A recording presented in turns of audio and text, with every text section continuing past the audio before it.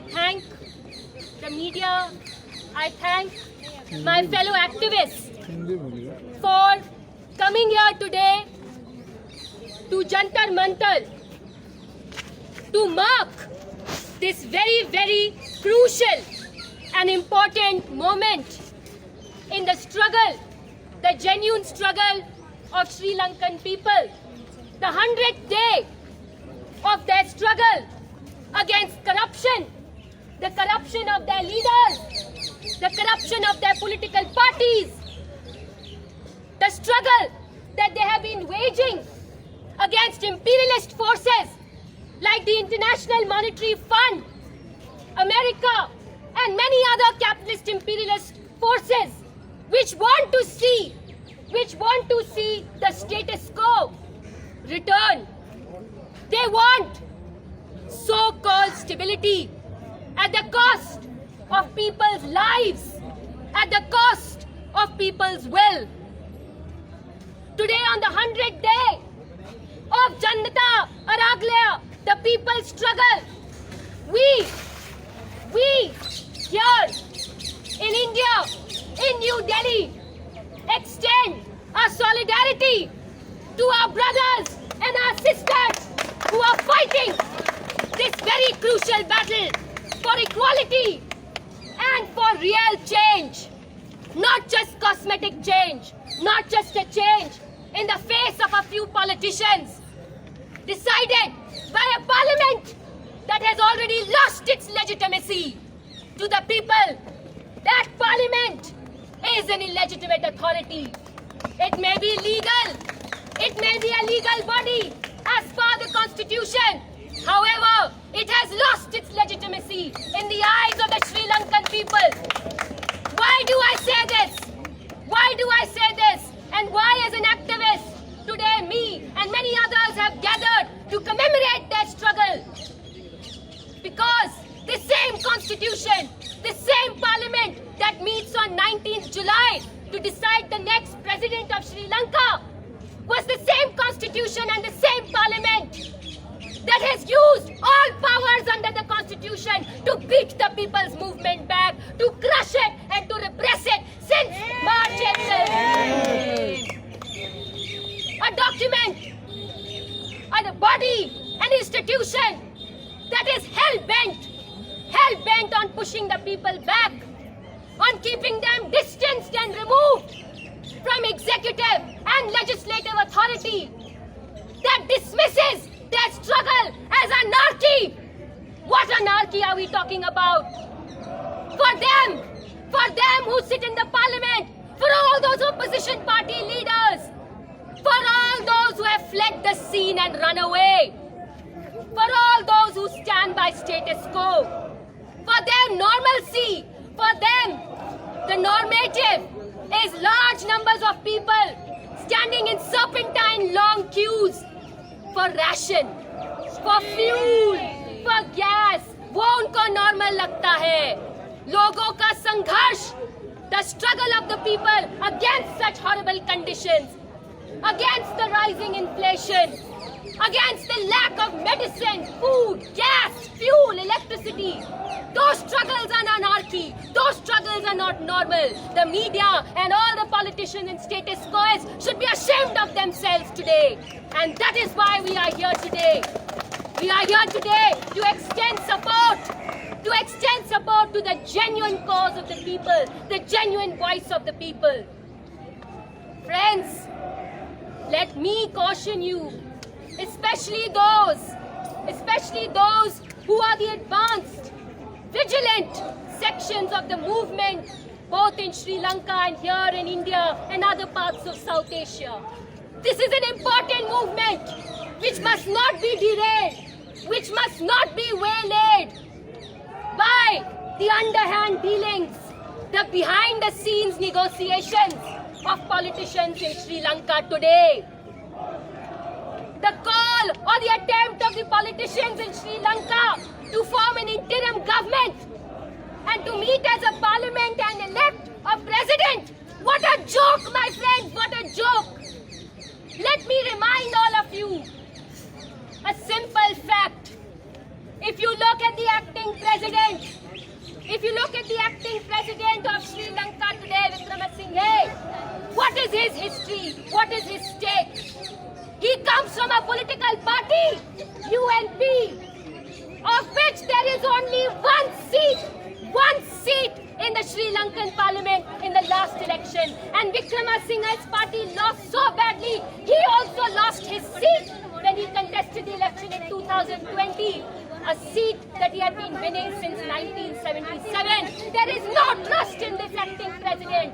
There is no trust in him. But yet, having only one seat in the parliament, he was first promoted to becoming Prime Minister when the movement gained momentum in April, May of this year. Why? Why was he made Prime Minister? A person who has just one seat in the parliament? And today, look at the irony of the situation. As acting president, he now stands a very good chance of being chosen by the parliamentarians as president of Sri Lanka. Shame. This is a joke. What a joke, my friends. A person who lost the election in 2020, who has lost legitimacy in the eyes of the people, who has used the provisions of the constitution to crush and repress the movement, now stakes a claim to become the president of Sri Lanka? क्यों धूल झोंक रहे हैं लोगों के आंखों में? Who are you trying to fool? In these times, let me remind you that there are many other underhand dealings, many other corruptions that are going on. An entire conspiracy is unfolding in Sri Lanka while people struggle on their issues, on their genuine concerns. Look at the former president, Gotabaya Rajapaksa.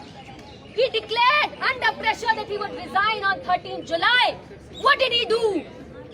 Only those who have much to hide would flee their country in times like this.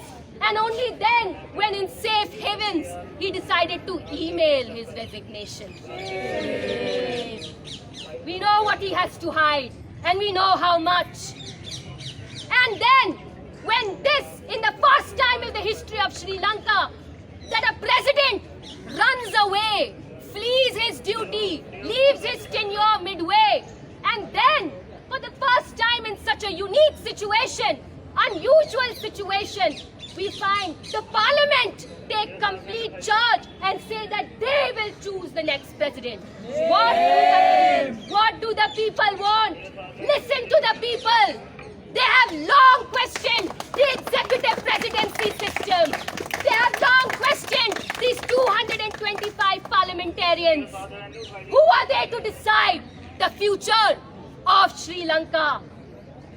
And let us remember, friends, that what they plan to negotiate as an interim government will be what? As I said earlier, another nefarious, another underhand dealing with imperialist capitalist forces and corporate houses within Sri Lanka. Shame.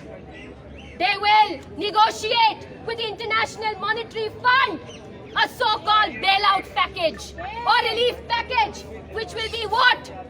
A whole set of austerity measures that will make it harder for working people and the common masses to survive. Friends, this is a movement. This is a movement that echoes a situation we all witnessed. We all witnessed at a very historic moment, 1917, the Russian Empire. A similar situation of dual power. On one hand, an illegitimate set of institutions, politicians and government in Russia challenged or fought or wrested for legitimacy with the People's Soviets. And we know how history worked in that place. In Russia, the people threw in their confidence with the Soviets, that is the People's Assemblies. And we know what history has to show. A completely changed life for people. Not just a change in degree, a change in kind. A new form of economy, a new kind of society. And people, through their Soviets, through their people's assemblies, deciding on law, deliberating on policy, deciding the future of what is best for them and the country. And that dual power is something that we respect. We understand that currently, given all the corruption and underhand dealings and all the negotiations behind scenes and all the desperate attempts to bring in a new president, the reality is that the so-called legal institutions are illegitimate in the eyes of the people. It is their assemblies, it is their collectives on the street, it is their voice that is echoing from the streets. That is the legitimate power. That is what we commemorate today on the 100th day of Janata Aragalaya emerging. The people's assemblies are precisely the bodies, precisely the alternative, precisely the overhauling that Sri Lanka needs today. Not just cosmetic political reforms by an interim government, not just another election, but an entire representative system that keeps going back to the people to get their support on every policy, on every law that is made or repealed. No parliament, no legislative authority can make any decision without getting the referendum on policies from the people's assemblies first. That is what has been achieved earlier in the Russian Revolution, and that is what can be achieved today in this moment. Despite the deadlock between the competing power of the people and the delegitimized power of politicians in Sri Lanka today, there is a silver lining.